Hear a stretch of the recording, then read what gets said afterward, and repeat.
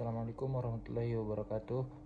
Perkenalkan, nama saya Muhammad Faiz Salimuddin dengan NIM 220903502018 dari kelas manajemen G. Tujuan saya dalam membuat video ini yaitu menjelaskan tentang 3 subsistem filsafat dan juga menjelaskan definisi proses berpikir dalam berfilsafat, tujuan serta manfaat dalam belajar filsafat. Baiklah, langsung saja. Dalam filsafat dijelaskan ada 3 subsistem di dalamnya, yaitu yang pertama ontologi, yang kedua epistemologi, dan yang ketiga aksiologi. Pertama, ontologi, yaitu membahas hakikat ilmu pengetahuan, yakni untuk memperoleh kebenaran-kebenaran ilmiah. Yang kedua, epistemologi adalah teori pengetahuan yang berhubungan dengan hakikat dari ilmu pengetahuan, pengandaian-pengandaian, dasar-dasarnya, serta pertanggungjawaban atas pernyataan mengenai pengetahuan yang dimiliki oleh setiap manusia. Dan yang terakhir adalah aksiologi. Dengan demikian, aksiologi adalah salah satu cabang filsafat yang mempelajari tentang nilai-nilai atau norma-norma terhadap sesuatu ilmu. Mengenai nilai itu sendiri dapat dijumpai dalam kehidupan sehari-hari seperti kata-kata adil dan tidak adil, jujur dan curang, benar dan salah, baik dan tidak baik.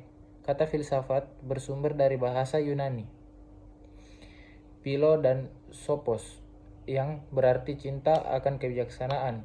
Philo, cinta; sophia, kebijaksanaan atau kebenaran.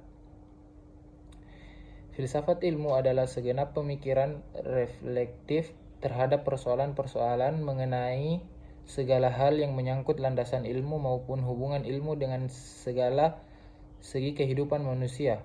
Dalam proses berpikir, dalam filsafat memiliki beberapa karakteristik, yakni yang pertama, menyeluruh atau komprehensif, yakni filsafat berbeda dengan ilmu pengetahuan dalam memandang objeknya. Yang kedua, mendasar atau radikal. Radikal dalam hal ini dapat dipahami sebagai radix, yang berarti akar. Sehingga dalam hal ini filsafat selalu menggunakan daya kritisnya untuk dapat mengkaji suatu objek sampai ke akar-akarnya. Yang ketiga, mencari kejelasan. Dalam hal ini, apa yang dilakukan oleh filsafat seharusnya bermuara pada pencarian kejelasan pengertian dan kejelasan intelektual dari seluruh dimensi realitas kehidupan. Yang keempat, berpikir rasional. Dalam hal ini, rasional dapat diartikan seperangkat sistem berpikir yang mengacu pada argumen tertentu yang dipercayainya. Biasanya, dalam hal ini, model berpikir rasional mengandung pengertian berpikir logis, sistematis, dan kritis. Yang kelima, spekulatif. Dalam hal ini, kegiatan berpikir spekulatif merupakan hal pertama kali yang dilakukan sebelum kegiatan berpikir utama yang telah dilakukan oleh para filosof selama berabad-abad. Filsafat ini juga dapat berusaha menetapkan kriteria apa yang disebut benar atau logika, apa yang disebut baik atau etika, dan apa yang disebut indah atau estetika. Kegiatan berpikir secara spekulatif dalam filsafat ini kemudian menjadi landasan dasar dan juga dapat diteruskan atau dimanfaatkan oleh ilmu-ilmu pengetahuan lainnya. Yang keenam, konseptual. Dalam hal ini, berpikir filsafat adalah berpikir melampaui batas pengalaman hidup sehari-hari. Konseptual dalam hal ini dapat diartikan mengatasi pengalaman dan fakta. Yang ketujuh, koheren atau konsisten. Koheren dalam hal ini dapat diartikan sebagai kaidah-kaidah dalam berpikir logis, sedangkan konsisten dapat diartikan berpikir yang tidak mengandung kontradiksi. Yang kedelapan, sistematis dan metodis. Sistematis dalam hal ini dapat diartikan sebagai berpikir yang saling berkaitan satu sama lain sehingga membentuk satu struktural berpikir yang utuh. Sedangkan metodis dalam hal ini dapat diartikan sebagai cara yang ditempuh dalam mendapatkan kebenaran melalui tahap-tahap yang dapat dipertanggungjawabkan. Yang kesembilan, bebas. Dalam hal ini, berpikir filsafat adalah berpikir secara bebas. Bebas yang dimaksud adalah bebas yang dari prasangka sosial dan kepentingan politik.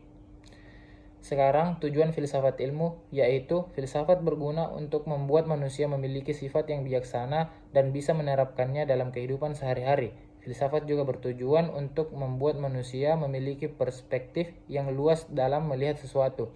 Dengan hal ini, maka manusia dapat memiliki pandangan yang luas dan dapat terhindar dari egosentrisme. Dengan menilai berbagai macam hal di sekitarnya sebagai objektif, maka melalui filsafat diharapkan manusia akan lebih terdidik dan mampu memiliki pengetahuan yang luas. Filsafat dapat mendorong para ilmuwan untuk mengembangkan dan lebih mendalami ilmu pengetahuan. Sekarang kita memasuki manfaat mempelajari filsafat. Manfaat mempelajari filsafat ada beberapa macam. Namun sekurang-kurangnya ada 4 macam faedah, yaitu yang pertama, agar terlatih berpikir serius. Yang kedua, agar mampu memahami filsafat. Dan yang ketiga, agar mungkin menjadi filsafat. Yang keempat atau yang terakhir, agar menjadi warga negara yang baik. Berfilsafat ialah berusaha menemukan kebenaran tentang segala sesuatu dengan menggunakan pemikiran secara serius. Plato menghendaki kepala negara, seharusnya filosof. Belajar filsafat merupakan salah satu bentuk latihan untuk memperoleh kemampuan memecahkan masalah secara serius, menemukan akar persoalan yang terdalam, dan menemukan sebab terakhir satu penampakan.